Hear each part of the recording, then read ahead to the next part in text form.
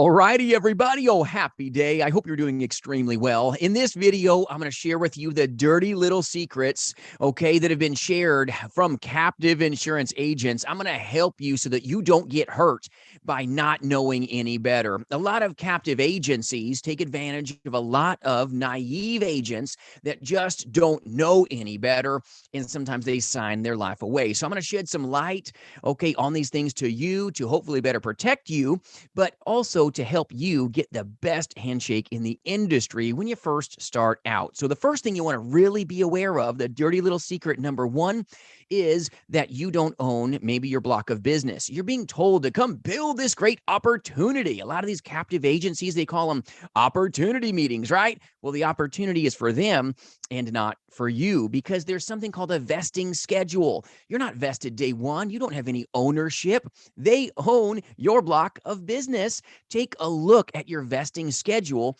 if you're considering joining or partnering with any captive insurance agency, because these places will make you sometimes wait 10 years. It's not unheard of to have a 15-year vesting schedule. In some of these companies, did you know that you're not even vested for your full 15 years when you finally make it to year 15? Oh no, they'll only vest you on like years 1 through 5.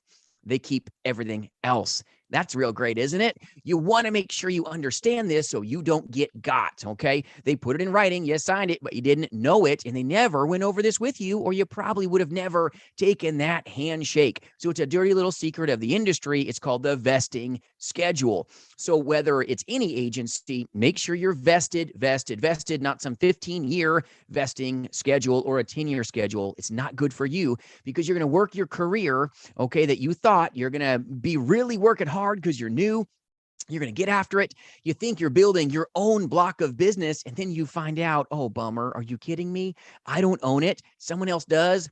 You want to know this early. So dirty little secret number one, vesting schedules. Read the fine print, okay? It's not nice if you work for 5, 6, 7, 8 years for a captive agency, and then you find out, oh, wow, I'm really getting paid really small. I want to go over here and make, independent agent kind of money. I don't want to make, 30, 45% to sell final expense. I'd rather make a whole lot more, and there's better products for you than what you first realized when you were new, okay? Now, there's nothing against captive agencies, by the way, but understand that sometimes you're selling your life away. You're selling your block of business away.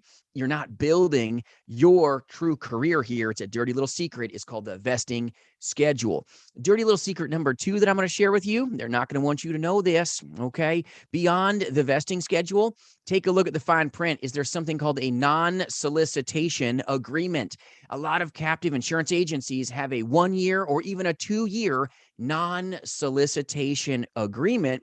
And what that does to you, the agent, is it says if you ever leave them, guess what? They can do some crazy things to you. Chargebacks can happen. It's not unheard of. I know of some captive agents that left that agency. It was a singular, captive agency. And as soon as they left, all the managers went back out to those houses and free looked the policies. And that agent found themselves just bludgeoned with chargebacks. And per the contract, they had a 24-month non-solicitation agreement, which means they couldn't even go back out to that client's house and sell them something that may be better for the consumer.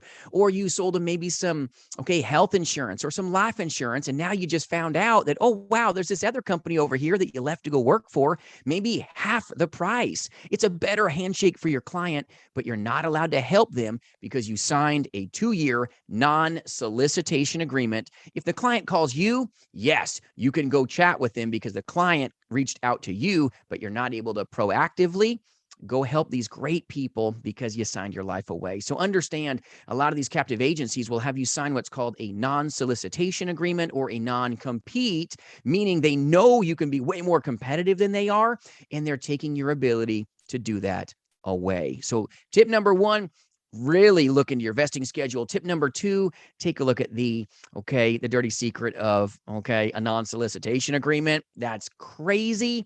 You also want to look into the fact that, do they put a huge emphasis in this captive agency model to go be a manager, That's the way you're going to make it. If you become a manager, a lot of these captive insurance agencies, they're all into that kind of MLM model. It's not about making you a top producer, even though they want you to produce. It's more about getting new people, getting new bodies. Okay, the focus is on recruit, recruit, recruit, okay, as opposed to becoming a top producer. And you're going to see people coming in and going out, coming in and flowing out nonstop in a lot of these places. And if someone does leave, normally they don't talk nice about them. Normally, in a captive environment, they don't want you to know that maybe there's better out there. So any person that leaves is now the disease. This happens a lot in the captive or the MLM world, okay? Some of these places have really good leaders, by the way. They're really nice. They're good people. But they're going to want your network, okay? Your Project 100, everything that you do, they're going to be like, the managers have to go with you. A lot of these captive agencies are one company shows, okay? Or a small family where you're not vested. They control your business. You sign a non-solicitation agreement, a non-compete. These things are crazy to you. Be careful, okay? The other thing is if they're focusing on, you need to step into the management position if you want to move up. Step into management if you want to move up. The only way to make it is be part of the management team. Be careful here because you're building someone else's business when you're not even vested day one. So you put all this time, this sweat, okay, all this hard work into helping some great agents in this captive agency that's doing the good work. Nothing wrong with it. But sometimes you find out, I'm not being trained to be a top producer. I'm being maybe, okay, having my time and attention and my focus on building somebody else's dream. And then you find out that you don't even own your business. It's not good. So when you find out it's more fluff and stuff than real foundational training as a captive agent, be careful. But this happens to a lot of folks, and it's kind of a dirty little secret where they have you kind of drinking the MLM or one company cup of Kool-Aid. And it's more like playing politics sometimes to get leads. You want to get leads? Good. You better go say hi to your manager every day because they're the ones that hand it out, and leads are leverage for your manager. If you don't play that role, if you don't play politics, if you're not on that inner circle, that management team, or whatever they want you to do, well, guess what? You're going to find yourself maybe in an environment that you aren't getting the support. It's not good. You'll get managers that are saying, oh man, look at this agent here. They don't even need leads. And I can't wait to cut off your lead flow and have you be like this agent over here. Wink, wink. This agent doesn't even need leads. Let's have this agent come talk to you. And this agent will say, oh yeah, I don't buy leads. I do this and this and this. And then you find out the dirty little secret. There's something called an orphan list, which is orphaned, prospects and clients where an agent sold them and then the agent quit. The agent went away. Maybe they terminated the agent. Who knows? And then that's where they're getting their lead sources from. And it's so easy to sell an existing client compared to a brand new one. So a lot of new agents don't even know any better with some of these captive agencies. They're getting these leads that are not even leads. And they're sometimes singing tunes that the music ain't sounding right. And it's because it isn't right. It's a dirty little secret. They have a model that's kind of called you eat what you kill, okay? When that agent doesn't make it and moves on, that's where they make their money. There's a lot of agencies out there that when you leave the agency, they take your renewals from you. You get nothing because you're not vested. Have a great day. Thanks for coming. And now the agency that's captive, if they have a vesting schedule, they keep the very, dollars that you worked your knuckles to the ground for. And the management, a lot of times, will take those renewals and build an empire from them. So be careful of these dirty little secrets of the industry when they need your network. When you find out that there's no real good leads, well, you may be on a wild goose chase thinking you're building something that isn't even yours yet. Now, will you eventually own your block? Yes, if you stay there all the way through your career.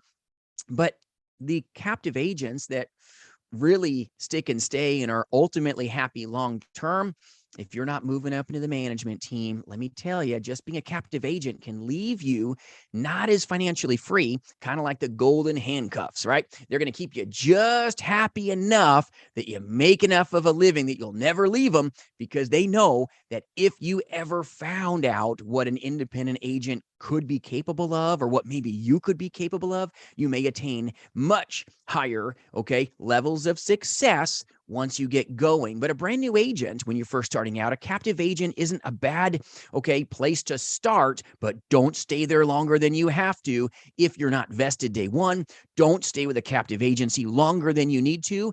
If you need to just build capital, that's okay. There's no shame in starting out captive, but make sure you understand the dirty little secrets, where you're not vested day one, possibly. Make sure you understand if there was a non-solicitation clause. Don't be building up some massive block of business for somebody else. Do it for you. That's why you're in business. You want to take care of these sweet prospects for the rest of your life. And then also understand what compensation looks like. A lot of captive agencies, a lot of captive agents do not get paid anywhere near the same that an independent agent would. They don't have the resources because a captive insurance agent represents one company or just a couple. You're not allowed to have a lot of them, and that can kind of hamstring you compared to the solutions that maybe an independent agent could provide.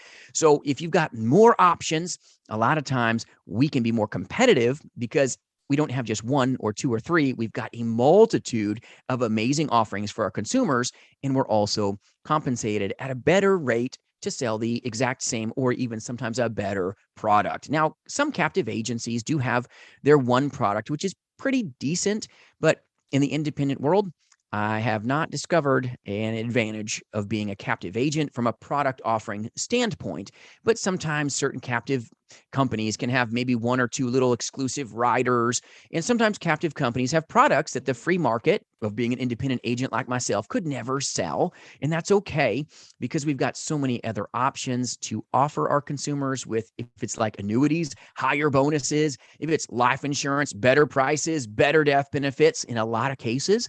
So understand being captive agency is okay. Nothing wrong with being in a captive agency, but come into it with your eyes wide open and understand that you may be able to capitalize at a higher rate, a more financially sustainable play because you've made it, you have your capital, you're not in a position where you're a brand new agent with no money, which is why maybe you chose a captive insurance agency. But these dirty little secrets are ones you want to know right away. And they may give you bonuses, low comp, but they go about, you can make 100% bonus, but they put the carrot so high that nobody really attains it. Well, take that into an account and understand that sometimes you can make over 100% more compensation when you become an independent agent. So if you're thinking about this journey, leaving an MLM structure or a captive insurance agency, and you want some best practices or some good food for thought, by all means, reach out, jasonfinalexpense.com. Love to have a great conversation with you. Being an independent agent, by the way, is not the right fit for everyone in the industry, okay? It just isn't. But if you'd like, some good advice on that, I'd be always be available to speak with you and help you and give you some guidance. Sorry, I'm not super eloquent today. Been crazy busy working, but I wanted to drop some content to you today that I hope will bring you value as you serve some great folks. So keep doing the good work, but these dirty little secrets are something that you want to know about early, so that you can have the best handshake for you, because sometimes being captive is okay. And sometimes being independent is just a better way. There's no life like the independent agent life. Let me share that with you. Have a great day. Have a better tomorrow. If you need help, reach out, jasonfinalexpense.com. I appreciate you and keep doing the good work.